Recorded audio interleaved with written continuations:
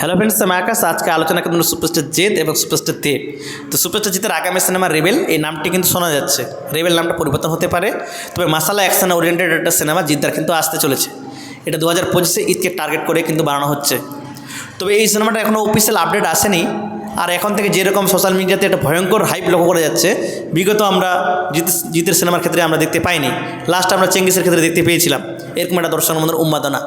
এখন থেকে ফ্যান ক্লাবে বা ফেসবুক পেজে বা ইউটিউবে এখন রেবেল নিয়ে চর্চিত বিষয় এটা শুরু হয়ে গেছে। ভিডিও বানানো থেকে শুরু করে পোস্ট থেকে চালু করে কিন্তু হতে চলেছে প্রতিনিয়ত। এবং ফ্যানমেড পোস্টারগুলো যেগুলো সামনে আসছে ভয়ঙ্কর ভয়ঙ্কর। এক একটা ফ্যানমেড পোস্টার ফ্যানগুলো যেভাবে বানাচ্ছে, মানে বোঝা যাচ্ছে যে কী লেভেলের একটা দর্শকের মধ্যে একটা ক্রেজ রয়েছে। ভালোবাসা না থাকলে তো এগুলো হয় না। যে সিনেমাটার অফিসিয়াল এখনও আপডেট আসেনি, তাতে এই ধরনের একটা ক্রেজ। এটাও বলে রাখি, অ্যাকশন ওরিয়েন্টেড একটা সিনেমা এটা কিন্তু হতে চলেছে এবং মাসাল্লা একটা ফিল্মস। তবে এক্সক্লুসিভ যেটা আপডেট, যে তৃতীয় লুকে দেখা যাবে জিদ্দাকে, মানে একই সিনেমাতে তৃতীয় রোল। এর আগে আমরা বহু সিনেমাতে আপনারা দেখেছেন যে দ্বিতীয় রোল, ডবল রোল আপনাদের দেখেছেন, কিন্তু এবার যেটা হতে চলেছে মানে তৃতীয় রোল। তো কী লেভেলের একটা উন্মাদনা হতে পারে বুঝতেই পারছেন। একটা সিনেমাতে জিদ্দাকে আমরা 3টি চরিত্রে আমরা প্লে করতে দেখতে পাবো। এটা যদি হয় মাথা ফাটা খুব ঘুরিয়ে যাবে। এটার আপডেট তথ্য বের করেছে এন্টারটেনমেন্ট প্রিন্স, বলে দিচ্ছি নামটা। তার এটা সোর্স হতে পারে, না হওয়ার কিছু নয়। কিন্তু আমরা যেটা ভিতর মন থেকে আমরা যেটা জানতে পেরেছিলাম, যে এই সিনেমাটা ভয়ঙ্করভাবে বড় পরিসরে একটা বাজেট দিয়ে ঢালা হচ্ছে, এমনকি চেঙ্গিস থেকেও ছাপিয়ে যেতে পারে এই সিনেমাটা। এবার দ্বিতীয় আপডেট আসি সুপারস্টার দেব। সুপারস্টার দেবের যে আগামী সিনেমাটা প্রতীক্ষা বলে একটা সিনেমা করার কথা ছিল, আপনারা সকলে জানেন।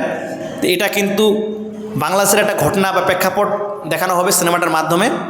তো ওই জন্যে বাংলাদেশের অভিনেত্রীর নাম শোনা গেছিলো, তাসরিন ফারিন হয়তো হবে সম্ভবত নামটা, আমার এই মতো ভুলও হতে পারে।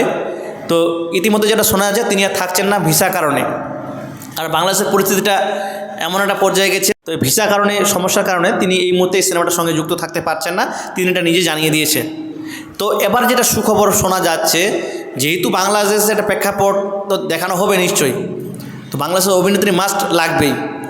তো ওই জন্যই আবার নাম ভূমিকায় শোনা যাচ্ছে যে নুসরত ফারিয়ার নাম। তো দেবদার বিপরীতে নুসরত ফারিয়াকে আমরা দেখতে পেতে পারি। এটা দেব ও তনু রায় যে জুটি, আপনারা সকলে জানেন যে এই জুটি কিন্তু সেরা, এবং সঙ্গে রয়েছে মিঠুন চক্রবর্তী। তো যাই হোক, যদি নুসরত ফারিয়া থাকে তাহলে ভালোই হবে।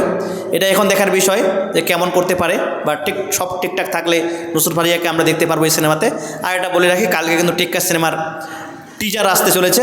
তো সকলকে এটাই অনুরোধ করব, এই টিজারটি বেশি বেশি করে শেয়ার করতে, কারণ এই সিনেমাটার জন্য ব্যবসা সফল হয় এটাই চাওয়ার। কারণ দেব এবং সুজিত মুখার্জি আসছে একসঙ্গে, তো পুজোর মধ্যে যেন সেরা একটা বক্স অফিস কালেকশন দিতে পারে, এটাই বলা ছিল। এই ছিল আজকের মতো আমাদের নিউজ। যদি ভালো লাগে লাইক, কমেন্ট, শেয়ার এবং সাবস্ক্রাইব করতে ভুলবেন না।